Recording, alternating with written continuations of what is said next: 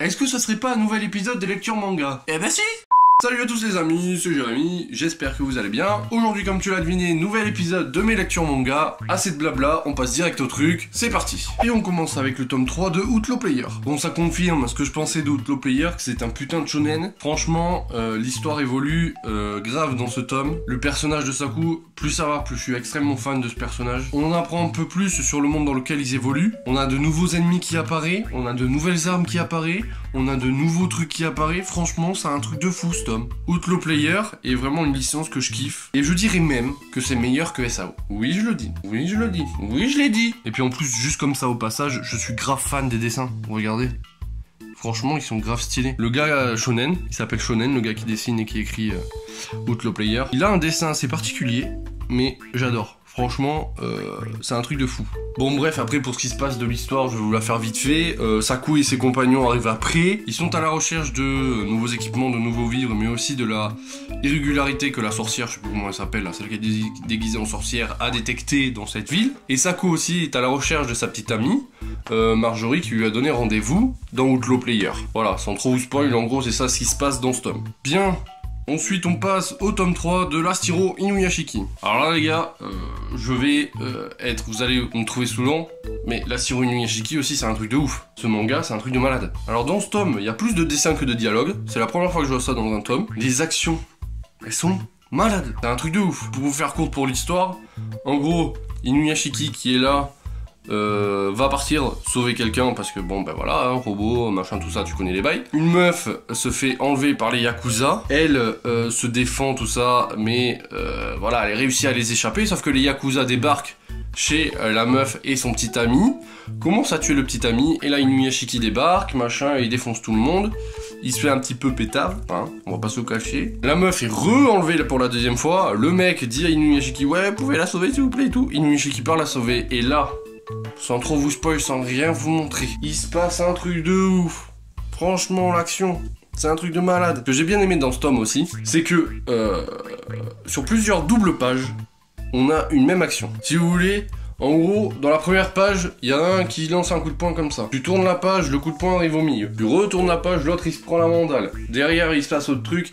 Franchement, j'ai kiffé de ouf.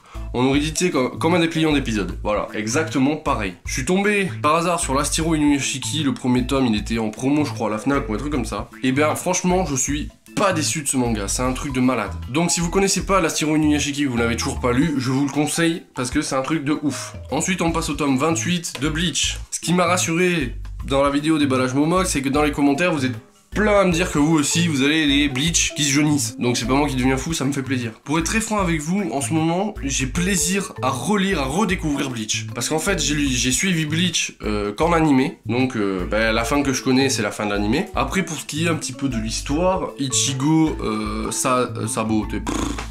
Ichigo, Sado et Ishida débarquent dans le Wekomundo. Ils essayent d'aller sauver Orihime qui a été enlevé par les Arrancar. Bon, pendant quelques pages, ils courent dans le sable, hein, je vais pas te mentir. Ils débarquent sur 3 holos, j'ai oublié les noms, excusez-moi, je suis pas très fort dans tout ce qui est prénom, nom, tout ça. Bref, ils débarquent, ils tombent sur 3 holos, bon, qui les amènent directement en face de Las Noches, le palais de Aizen. Et là débarquent Rukia et Renji. Donc du coup, petite équipe assez badass, ils rentrent dans Las Noches, et là c'est parti pour la mission pour délivrer Orihime. Ben voilà ce que je pouvais dire de ce tome, hein. Il n'y avait pas grand chose à dire parce que c'est du Bleach, comment tout le monde je pense connaît Bleach. Si vous ne connaissez pas Bleach, commencez parce que ça aussi c'est vraiment pas mal, et c'est vraiment pas mal du tout. Ensuite on passe au tome 11 de Toriko. Alors je sais pas si vous connaissez Toriko, vous aimez Toriko, dites-le moi dans les commentaires. Franchement, alors c'est pas un shonen de ouf, je veux bien l'avouer, c'est pas un truc de malade.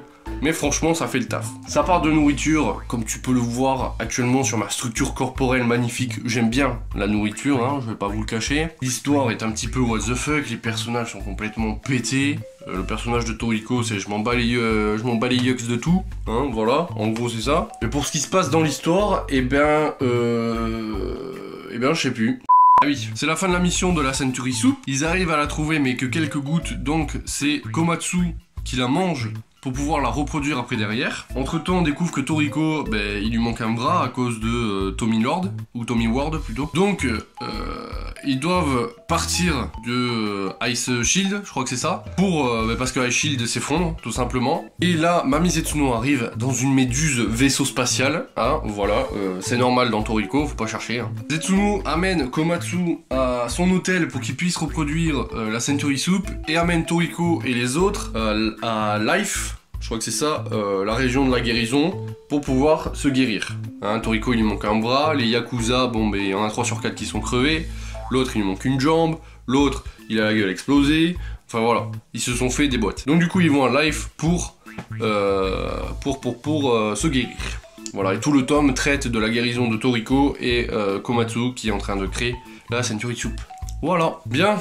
Tous les mangas que vous avez vus, c'était de la commande Momox, et là on passe au manga 9, il y en a 2. On commence avec le tome 8 de My Hero Academia. My Hero Academia, le shonen montant du moment, avec Black Clover. Actuellement, nous pouvons voir la saison 2 en épisode, il y a plein de reviews, je ne la ferai pas, désolé. D'ailleurs, en parlant de review, la review DBS, vous l'avez pas du tout regardé, je suis un peu dégoûté. Bref, c'est pas le sujet. My Hero Academia, putain, c'est un truc de malade, hein, franchement. Ce qui se passe dans l'histoire, là, ça devient ouf. Alors moi, je lis pas les scans, je lis que les tomes.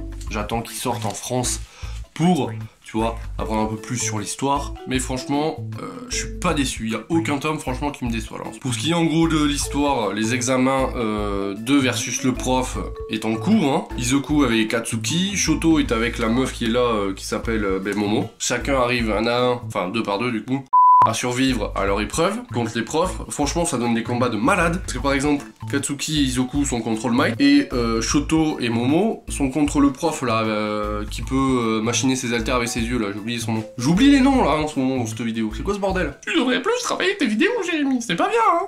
Bon après, le début de ce tome se concentre plus sur Momo que sur les autres. Hein. On voit un petit peu qu'elle est pas sûre d'elle, qu'elle trouve qu'elle a un pouvoir de merde et tout ça, tout ça. Après bon, je vous en dévoile pas plus. Bref, j'en dis pas plus pour ce tome 8 si vous ne l'avez pas lu, si vous ne l'avez pas vu, ou si vous ne l'avez pas acheté. My Hero Academia c'est pareil, je vous le conseille de 1000. Hein.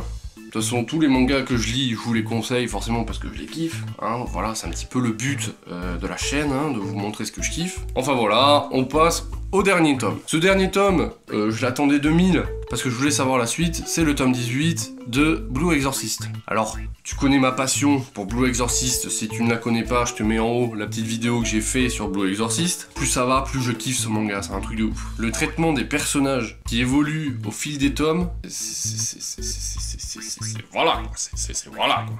Et puis en plus, faire un manga à partir d'un sujet qui est hyper compliqué, surtout en France, la religion, hein, que dedans, je vous rappelle, on parle de plusieurs religions. Il y a la religion avec Bouddha, le bouddhaïsme, il y a le christianisme, il y a A few moments later. Le satanisme, tout ça, il y a plein de religions qui s'entremêlent, tout ça, machin, qui forment un petit peu des clans, une sorte d'armée contre les démons, tu vois, ce qu'ils appellent exorcistes. Franchement, c'est un truc de ouf. Faire de la religion un shonen, pari réussi, quoi. Donc, qu'est-ce qui se passe dans ce tome, hein? Shura est sauvé par Rin et Yukio. Yukio est gravement blessé, donc était obligé d'aller à l'hôpital. Pendant ce temps, Ryuji poursuit sa formation auprès de Lightning, qui lui enquête sur les événements de la Nuit Bleue. Et donc voilà, parce que je peux pas en dire trop, parce que si je vous en dis plus, je vais vous spoiler l'histoire. En plus, là, on commence à être dans le vif du sujet, là. Tous les personnages évoluent, leur technique, leur pouvoir, leur personnalité,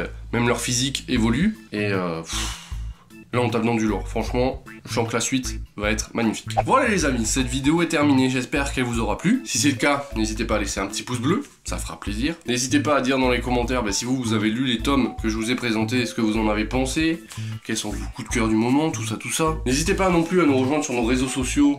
Hein, ça fera plaisir. Les liens sont dans la description. En plus, en ce moment, on est hyper actifs dessus. N'hésitez pas non plus à vous abonner. Hein, c'est quand même la base des bases. Et moi, je vous dis à très bientôt pour de prochaines vidéos. Ciao, ciao.